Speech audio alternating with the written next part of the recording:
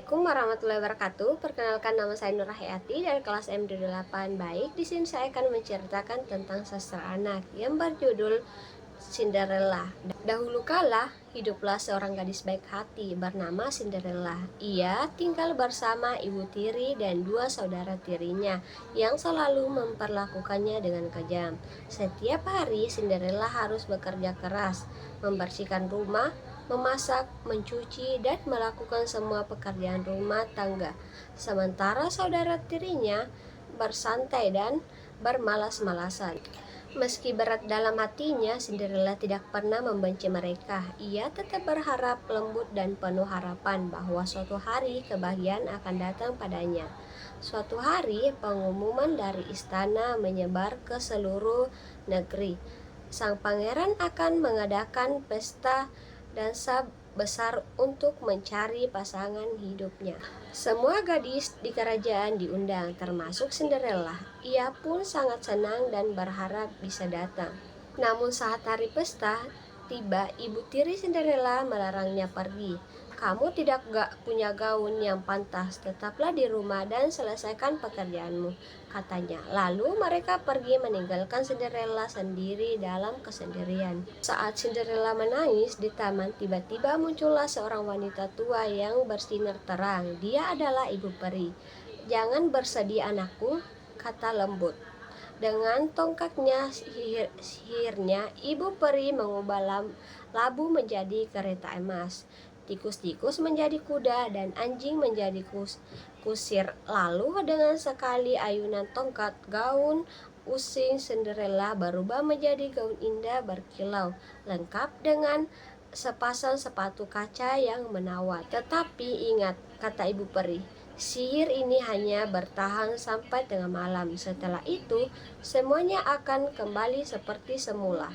Cinderella mengangguk dan berangkat ke istana. Saat ia masuk ke ruang pesta, semua orang terpesona oleh kecantikannya, termasuk sang pangeran.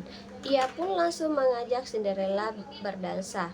Malam itu mereka menghabiskan waktu bersama, tertawa dan berbicara seolah-olah dia hanya dunia milik mereka berdua. Namun tanpa disadari, selai mulai berdatang. Dong dong dong. Saat berbunyi 12 kali, Cinderella teringat kata-kata ibu peri. Ia segera berlari meninggalkan istana tanpa sempat mengucapkan selamat tinggal. Dalam pengungsiannya, salah satu sepatu Cinderella terlepas dan tertinggal di tangga istana. Pangeran yang kebingungan hanya bisa memandangi sepatu kaca itu. Ia pun bersumpah akan mencari gadis misterius itu dan hanya akan menikahi orang yang kakinya pas dengan sepatu tersebut. Keesokan harinya, seluruh pengunjung kerajaan datangi utusan istana. Semua gadis diminta mencoba sepatu kaca itu. Banyak yang mencobanya, tetapi tidak ada yang cocok. Sampainya mereka ke rumah Cinderella. Ibu tiri melarang Cinderella keluar kamar. Ia menyuruh dua anaknya mencoba sepatu itu, tetapi kaki mereka terlalu besar. Ketika para penjaga hendak pergi, salah satu dari mereka mendengar suara dari lontang itu, suara Cinderella. Dengan tegas, ia meminta Cinderella juga diberi kesempatan. Ibu tiri mencoba menghalanginya, tetapi para penjaga memaksa. Saat Cinderella mengenakan sepatu itu pas.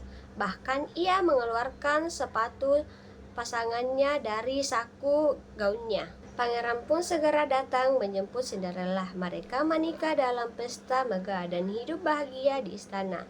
Cinderella tidak pernah melupakan kebaikan hatinya, bahkan kepada mereka yang dulu menyakitinya.